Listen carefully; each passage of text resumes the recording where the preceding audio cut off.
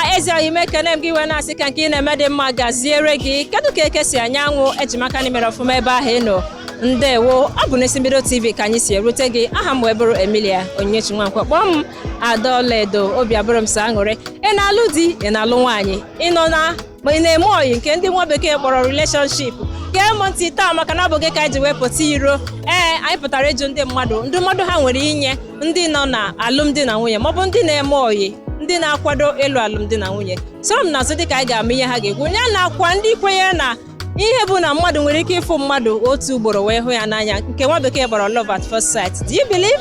Ngwa so m n'azụ dịka anyị ga-abanye n'ime obodo ka mere ndị mmadụ nwere ike ikwu maka nke a anyị apụọ.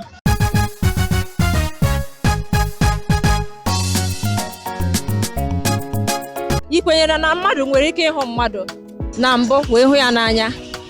Ọ na-eme but the particular thing you need. Physical appearance is also much needed in terms of relationship and marriage. Physical appearance in affair with time. Even then I like their wife now, work at the young, how can you date? One has the quota here.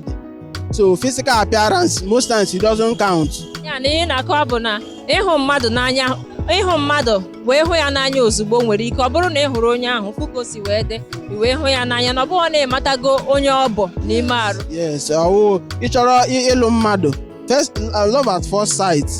Ọwụ ihe ị ga-eji bawa into marriage o. I were aba into marriage will fail. Yeah, the issue is that na nwoke na-ahụ nwunye ya n'anya hụkwanụ nke ya n'anya nwekwara ike ịfụ nwaanyị maybe outside otu outside na ịfụ nwaanyị n'anya ifu ya n'anya ifu ha hụ ya n'anya because love with spirit ịhụnanya with spirit n'onwe ya n'otu aka m ji kwuo ya. Ikwete na mmadụ nwere ike ịhụ mmadụ hụ ya n'anya ozugbo. Daalụ nna. Ajụjụ ga-amaka mana mụ ga-enye nkọwa n'ụzọ abụọ.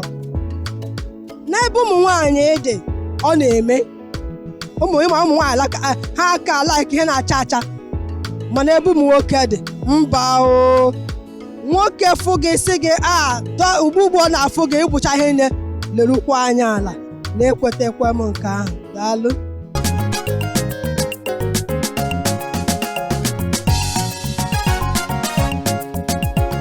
Yes now nwa kwere.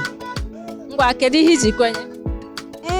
Ahụna m ihe dị ụtọ ahụ mbụ ịghọtala even without ịhụ onye ahụ sef o dipendịrị otu gị na mmụọ gị na onye ahụ jiri daba ịghọtala naanị na fon gị na onye ahụ ga-ekwu ịghọtala unu nwere ike like onwe unu hụ onwe unu n'anya ịhụkwa onye ahụ awụrụ ụdịrị mmadụ ịlikiri unu ga-ahụkwa onwe unu n'anya nke ahụ I believe m ya very much. Yes.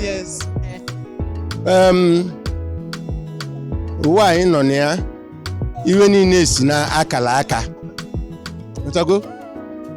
ọ bụ na ịfụ mmadụ ọkwa ị na-ekwu ma ịfụ mmadụ ofu ugboro ofu mfụ ma nwee ike ịfụ onye ahụ n'anya ọ na-emekwa etu anwa ọ bụrụ na Chukwu maka na Chukwu na-direct ife niile ọ bụ na ọ direct ya na onwe onye ịfụrụ na ịfụrụ ya n'izizi nwee mmasị n'ebe onye anwa nọ ọ bụ na Chukwu wekwela ọnọdụ udo ọ na-adụkwa mma ọtago maka na ọ spirit na direct ihe niile ọ bụ na ọ direct ya gị n'ifụrụ onye anụnwa ozugbo nje ahụ ịfụrụ ya ịfụ ya n'anya ife ị ga-emezi bụ ọ bụ na ịfụrụ ya n'anya na ịchọ ka gụ na ya mata onwe unu akọwa onwe unu ọfụma unu akọwa onwe unu then unu amalị ọ bụ na ebe ahụ unu akọwa onwe unu from there ka unu ga-eji wee ma unu afụrụ onwe unu n'anya ma unu afụrụ onwe unu n'anya.